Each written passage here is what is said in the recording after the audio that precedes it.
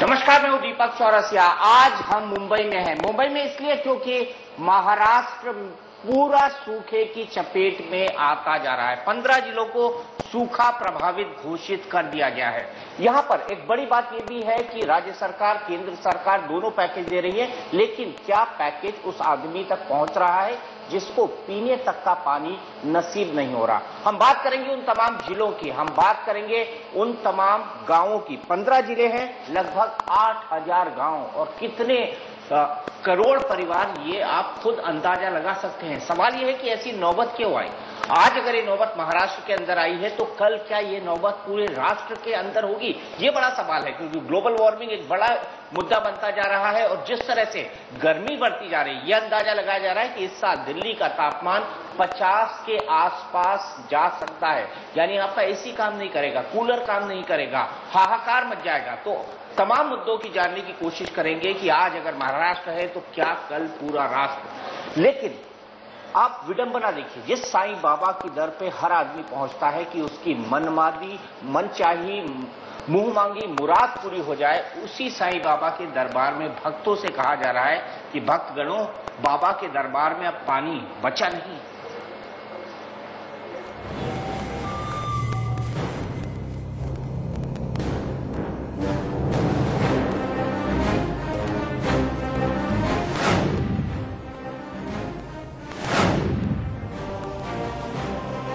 महाराष्ट्र इन दिनों पानी के लिए तड़प रहा है। जलाशय, तालाब और कुएं सूख चुके हैं।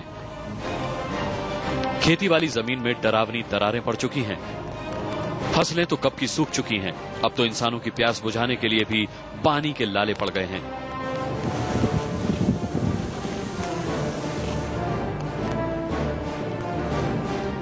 साईं बाबा के धाम शिरडी का हाल देख लीजिए तो महाराष्ट्र में सूखे का महासंकट खुद ब खुद समझ में आ जाएगा।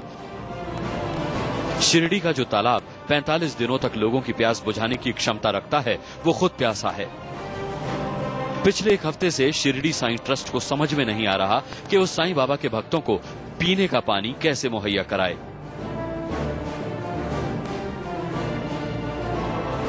तालाब की पानी की स्थिति तो कम से कम अभी सिर्फ एक 1.5 फुट पानी वहाँ पे बाकी है, जो हम अभी वहाँ से पंप आउट कर नहीं सकते क्योंकि वो गंदा पानी हो सकता है और उसका ज्यादातर लोड वाटर ट्रीटमेंट प्लांट पे आ सकता है। फिलहाल महाराष्ट्र के अहमदनगर, बीड़, सतारा, उस्मानाबाद, औरंगाबाद, नांदेड़, लातूर, शोलापुर, नासिक, परभणी और जालना समेत 1 दर्जन से ज्यादा जिले सूखे की चपेट में हैं। यहाँ पीने के पानी के लिए लोग मीलों भटकने को मजबूर हैं। महाराष्ट्र सरकार खुद मान चुकी है कि 11,801 गांव में लोग बूंद बूंद पानी के लिए तरस रहे हैं। लोगों की प्यास बुझाने के लिए 2,136 पानी के टैंकर लगाए गए हैं, जबकि 2012 में सिर्फ 230 पानी के टैंकरों से काम चल गया था। पूरे सूबे में हाहाकार मच गया है। जनता प्यासी है। गांव से पलायन शुरू हो चुका है, लेकिन सूखा राहत के नाम पर सिर्फ राजनीति हो रही है। केंद्र सरकार ने 1207 करोड़ रुपए महाराष्ट्र के सूखा पीड़ितों के लिए देने का ऐलान किया तो दिल्ली और महाराष्ट्र के हाकिमों के बीच अपनी पीठ थपथपाने की होड़ मच गई। अब तक इस सवाल का जवाब देने का ख्याल किसी को भी नहीं आया है कि क्या पैसों से महाराष्ट्र के लोगों की प्यास बुझ जाएगी। पूरा महाराष्ट्र परेशान है, लेकिन अंदर की बातें है कि सूबे में पानी पर सियासत जारी है।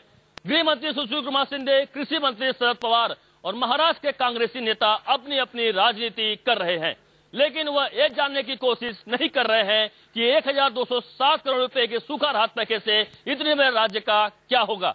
यह ऊंट के मुंह में जीरा जैसा है।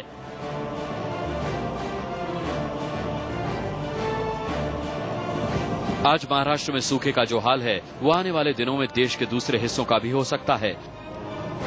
वर्ल्ड बैंक की एक रिपोर्ट के मुताबिक भारत में जमीन के नीचे पानी का स्तर लगातार कम हो रहा है। देश में हर साल 230 घन किलोमीटर पानी जमीन के अंदर से निकाला जा रहा है, जिससे भारत के 29% इलाकों में पानी का स्तर नीचे जा चुका है और यही रफ्तार कायम रही तो 2025 तक देश के 60% इलाकों में ट्यूबवेल और कुएं सूख जाएंगे। 2011 की भारत सरकार की रिपोर्ट बताती है कि दिल्ली में 78%, हरियाणा में 49%, पंजाब में 75%, राजस्थान में 69%, गुजरात में 14%, आंध्र प्रदेश में 18%, तमिलनाडु में 37% और कर्नाटक में भी 37% पानी के भूमिगत स्रोत ऐसे हैं जिनका सामान्य से ज्यादा दोहन हो रहा है। इन इलाकों में पानी का स्तर पाताल छूने लगा है। अब बड़ा सवाल यह है कि आखिर सरकार महाराष्ट्र के लोगों की प्यास बुझाने के लिए पानी कहां से लाएगी।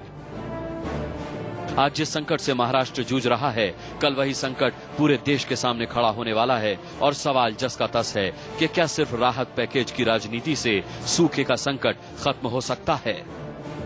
कल वही